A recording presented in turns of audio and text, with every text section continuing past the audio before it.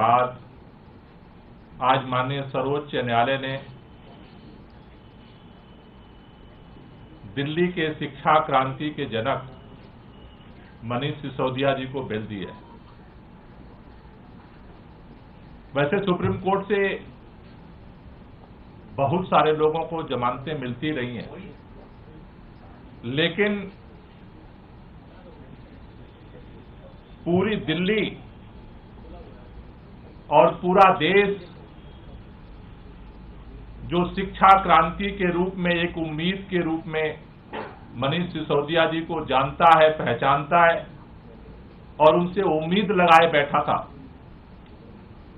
17 महीने की दिल्ली और देश के लोगों की जो तपस्या थी, जो दुआ थी, जो आशीर्वाद था, आज वो फलित हुआ है, आज वो पूरा हुआ है। और इसने एक बात का संदेश साफ तौर पर दिया है, कोई भी तानाशाही कितनी भी ताकतवर हो सकती है, लेकिन उसकी तानाशाही अनंत काल तक नहीं चल सकती। तानाशाही की भी सीमा है। 17 महीने दिल्ली के उन बच्चों ने, जिनके लिए एक नई उम्मीद, एक नया सपना गढ़ा मनीष सिसोदिया ने, उन परिवारों को, बच्चों को आईआईटी में, मेडिकल में सेलेक्ट करवा करके एक नई राह दिखाई। दिल्ली के अंदर सरकारी स्कूलों के रिजल्ट प्राइवेट स्कूलों से ज्यादा ला करके ये साबित किया कि जब पूरा देश ये बात मान चुका था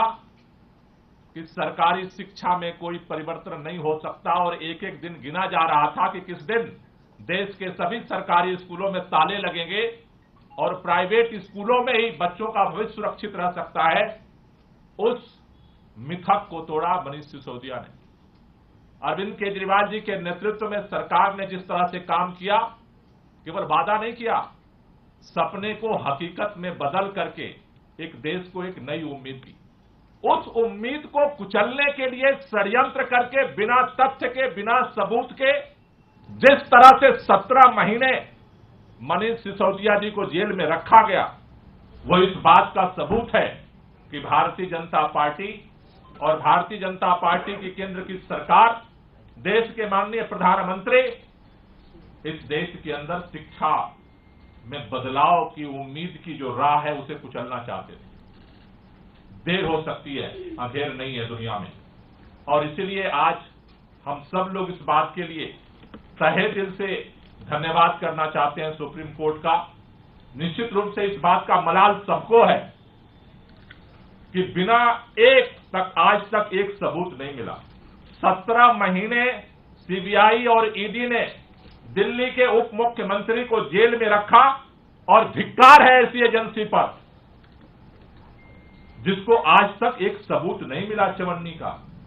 17 महीने उस व्यक्ति को आपने जेल में रखा, हमें न्याय मिला है, लेकिन इस बात का अफसोस है कि देर से मिला।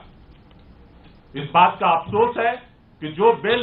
उनको 1 साल पहले मिल जानी चाहिए थी, न्यायिक प्रक्रिया में डिले की वजह से आज 17 महीने बाद वो बिल मिली है। इस बात को लेकर के दिल्ली के लोगों को मलाल है, लेकिन देर आए खुशी लेकर के आज सुप्रीम कोर्ट का फैसला आया है। मैं दिल्ली के लोगों को और देश के लोगों को बधाई देना चाहता हूं कि केवल उप मुख्यमंत्री नहीं, जल्द ही भारतीय जनता पार्टी का जो षड्यंत्र है, जिस तरह से ट्रायल कोर्ट में जमानत मिलने के बाद, सुप्रीम कोर्ट से जमानत मिलने के बाद, ईडी की जमानत मिलने के बाद सीबीआई का जिस तरह से षड्यंत्र के फंदा डाला गया है, वो भी टूटेगा। जल्द ही अरविंद केजरीवाल जी, दिल्ली के मुख्यमंत्री, भी बाहर आएंगे, हमारे सत्येंद्र जैन भी बाहर आएंगे और निश्चित रूप से ये मनीष सिसोदिया जी की जमानत, उसके पहले संजय सिंह जी की जमानत और आगामी दिनों में जल्द ही सभी नेताओं की जमानत इस बात का प्रमाण है कि तानाशाही कितनी भी ताकतवर हो सकती है, लेकिन उसका अंत जरूर होगा। मैं संजय जी से चाहूंगा तो फिर बात।